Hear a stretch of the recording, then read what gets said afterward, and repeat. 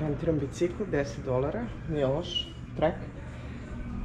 Bicikl na autobus, idem do tog mesta, tamo obilazim biciklom i vjerojatno se vraćam biciklom, vidjet ću.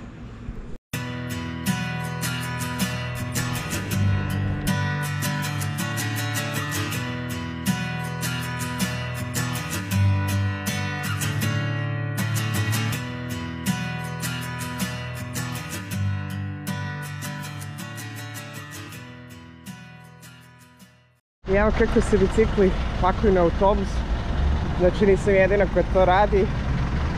Super su to, mislim mnogo je sve dobro organizovano, a za te pare i treba da bude organizovano. Evo ga, skretanje rezerva El Chato Rancho Primicias. El Chato Ranch Ecological Reserve.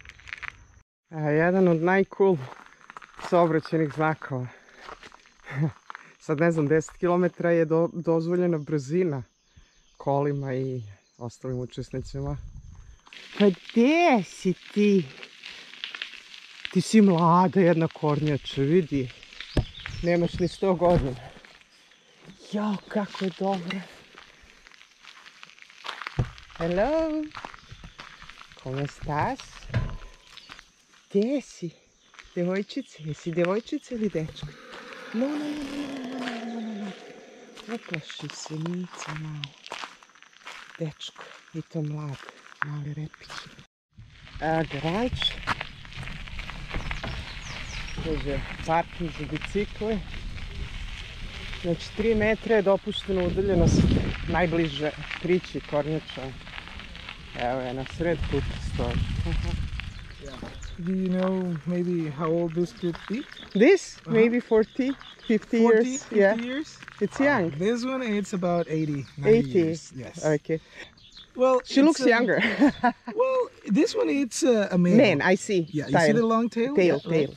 And how do we know this one is over 80? It's because of the shell. You can see that it's divided in hexagons, and those hexagons are made out of keratin. So the same stuff that we have in our nails grows on top of the bone of the tortoise. Wow. So when they reach 80 years old, the bone structure reaches the max size for the tortoise. This is going to be the max size for the rest of his life. He's not going to grow too much as other male do.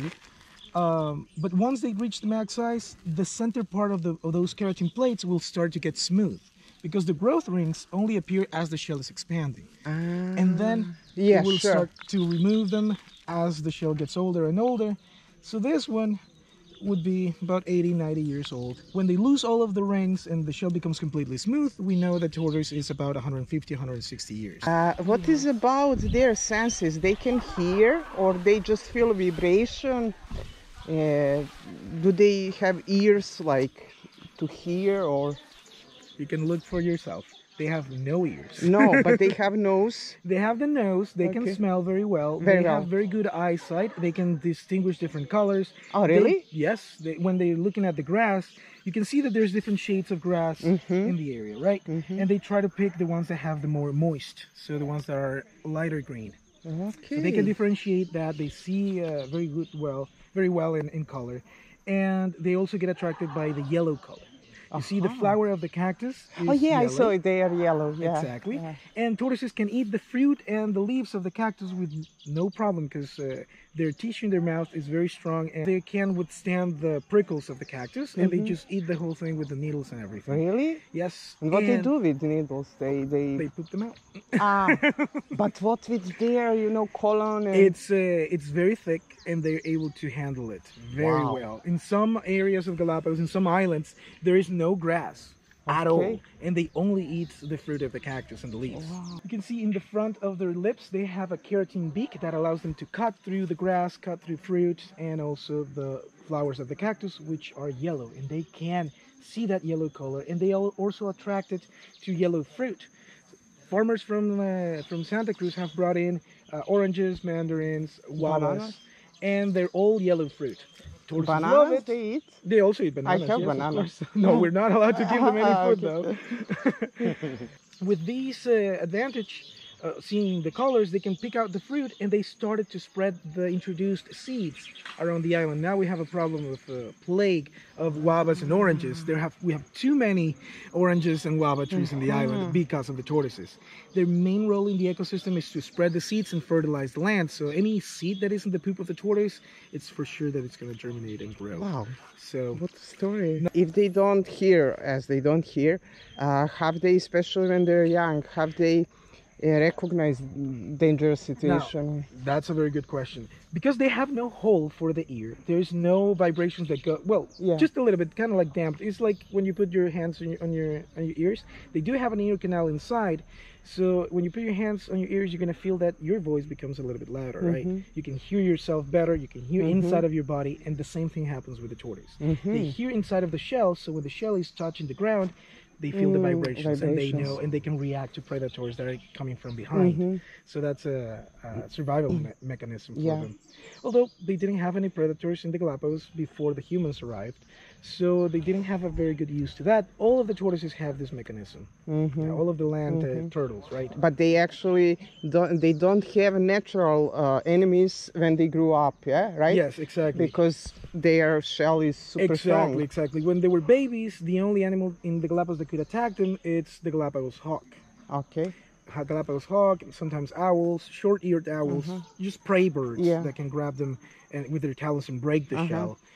But because of those populations being so small, it was very easy for the tortoise to just outgrow the predators and have, for example, here in Santa Cruz, about 50,000-60,000 tortoises about 500 years ago. Right now, we only have 5,500. Only 10% of the natural population, and this is because we have introduced dogs, cats, cats. Rats. I heard about cats. Those are wild animals that were brought in by the pirates 500 years ago, and they started breeding on their own on the islands, and their main source of food was tortoises and iguanas. That's why we lost most of the population. Well, they actually just touched the elbows. You can see they have the elbows around. So they just touch the elbows, and that's how they protect their face. Yeah, face looks like the most exposed, actually. Yeah. Once they go into the shell, nothing can harm them. Even fighting with other tortoises. They do that? Yeah, when they would try to bite each other, but their skin is too thick. They won't be able to hurt each other. So they have to rely just on the height to scare away the other males. So they have strong that territorial feeling, yeah? Yes. Most reptiles do, yeah. They want to take away other males that could fight for food or could fight for females. Especially during the breeding season, that's when we see fights the most often. But this is where they sleep. Really? The mud helps in the water? Yes. The mud helps them to retain heat during the night. Nights in the cold season of Galapagos can get as low as 16 degrees Celsius. And that's too low for a reptile to be able to move. So they go inside of the mud during the day at around 5 or 6 p.m. They hide in the mud, and that creates an isolation layer under their skin that they can retain about 20-21 degrees Celsius during the night. That's amazing. So they can still move in the morning.